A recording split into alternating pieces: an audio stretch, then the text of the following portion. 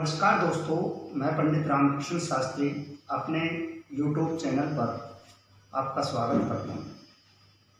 जय श्री कृष्णा, जय श्री राम। गणपति बाबा मोरया।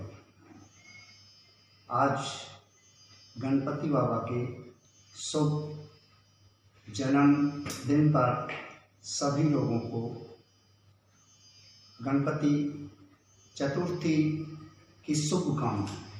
दोस्तों, आज हम हमारे चैनल में राशियों के बारे में बताने वाले थे, लेकिन आज गणेश चतुर्थी के उत्सव कारण हितार्थ हम गणपति उत्पत्ति के रहस्य बताने जा रहे हैं। दोस्तों, गणपति का रहस्य हम 3 तरह से बता रहे हैं। पहला है कि हर लोग ये कहते हैं कि गणपति की पूजा प्राचीन काल के युगों समय से की जा रही है।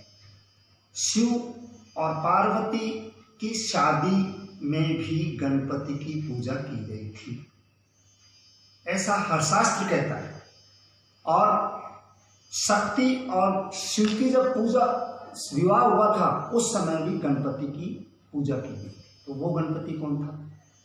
अर्थात इसका रहस्य ये है कि जब सृष्टि की स्थापना की जा रही थी उस समय शक्ति मां ने शिव, ब्रह्मा और विष्णु की स्थापना अपने रज से की। त्रिदेवों की स्थापना करने के बाद में उसने उन तीनों देवों की परीक्षा ली और उस परीक्षा में ब्रह्मा और विष्णु खरे नहीं उतरे तो उन्हें पत्थर का बना दिया गया। शिव भगवान उनकी आराधना शक्ति के बल पर वो सफल हुए और उन्होंने शक्ति की अन्यन भक्ति की, उनकी आराधना की। उस आराधना से वो प्रसन्न हुई और उन्होंने शिव को वरदान दिया कि वह आदि शक्ति के रूप में युगों युगों तक उस रूप में रहेगी। तो उन्होंने सर्वप्रथम ब्रह्मा और विष्णु की पुनः स्थापना करने के लिए कहा।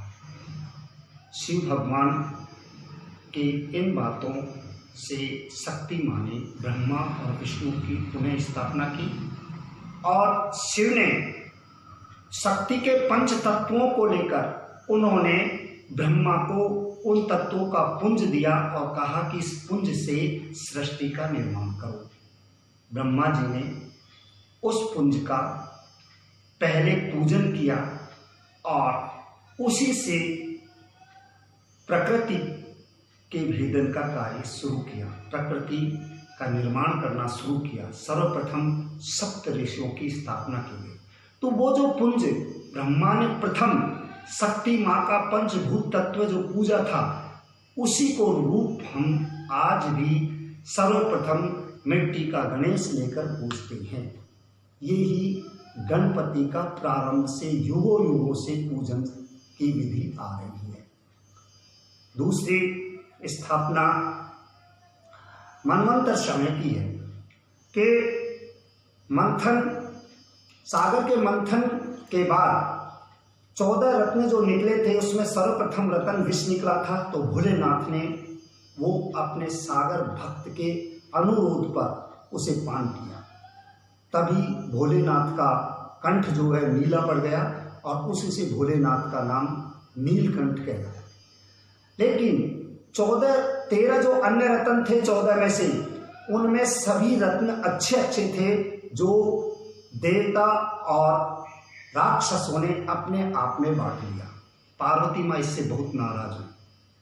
पार्वती माँ को खुश करने के लिए देवों ने एक उपाय सोचा और देव और राक्षसों ने मिलकर जो स्वर्ण में जो लक्ष्मी थी जिससे उसका रूप संवरता था, वो मिट्टी उसका मौद कलश बनाया और उस मौद कलश को पार्वती को भेंट किया। पार्वती इस मौद कलश को लेकर हिमालय पर चली गई। एक दिन भोलेनाथ भोगवती में स्नान करने गए हुए थे, तो पार्वती ने अपने आप को अकेला समझा और उसने उसी मौद स्वर्ण मिट्टी से अपने शरीर का मैल उतारा और उसका एक पुंज बनाया और उसे बालक का रूप दे दिया। सारी शक्तियां उसको अपनी अर्पण कर दी। उसे मुदगर हाथ में लेकर दरवाजे पर बैठा दिया गया और कहा कि जब तक मैं स्नान करके वापस नहीं आऊं तब तक आप किसी भी पुरुष को अंदर मत आने देना। भोलेनाथ जब भोगवती से स्नान करके लौटे तो उन्होंने गेट पर जैसे ही प्रवेश किया उस बालक ने उन्हें अंदर आने से मना कर दिया। भोलेनाथ को बहुत गुस्सा आया। दोनों में आपसी तकरार हुआ और उस तकरार के अंतर्गत दोनों में भयंकर युद्ध हुआ। उस युद्ध में भोलेनाथ ने गुस्से में अपने त्रिशूल से उस बालक का सिर काट दिया। जैसे वो सिर कटा, आहाकार करके माता का रूप, माता का पुकार करके और वह धरती पर गिर गया। माता ने जैसे ही उसकी आवाज़ सुनी वह दुखी होकर तुरंत बाहर आई। उसने देखा कि जो बालक उसने प्रतिरूप बनाया है उसका वध हो चुका है। वो भोलेनाथ पर बहुत नाराज हुई। उसने सृष्टि पर प्रलय करने की ठान ली। इससे भोलेनाथ घबराए और भोलेनाथ ने उनकी विनती की उनसे और उनकी प्रार्थना की। तो पार्वती ने उनसे कहा कि मेरे बच्चे को जीवित करें, क्योंकि ये मेरा गण है। गण का मतलब होता है मैल। अर्थात भोलेनाथ ने उन्हीं से कहा कि आप इसका रहस्य बताएं कि ये किस तरह से जीवित होगा और इस बच्चे का जन्म का रहस्य क्या है। पार्वती ने अपने उस बच्चे के जन्म का रहस्य बताते हुए उसे कहा कि इसका यह जीवित भी हो सकता है। आप इस भूमंडल पर जाइए, ऐसी माँ जो बच्चे को जन्म देकर उसको पीठ देकर सो रही हो और वह असुरक्षित हो, अगर ऐसे बच्चे का शीश काटकर अगर इस बच्चे को लगा दिया जाए तो यह पुनर्जीवित हो जाएगा।